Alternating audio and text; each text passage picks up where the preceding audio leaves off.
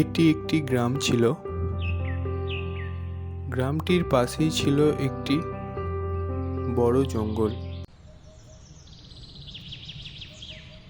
এই জঙ্গলে বাস করত একটি সিংহ।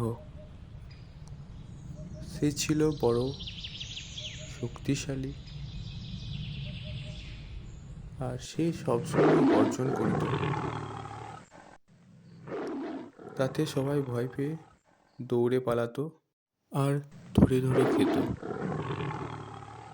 একদিন তারা সবাই যুক্তি করল তারা এই জঙ্গল থেকে সিংহটিকে তাড়াবার। আর তারা এই সিদ্ধান্তটি সফল হয়েছিল।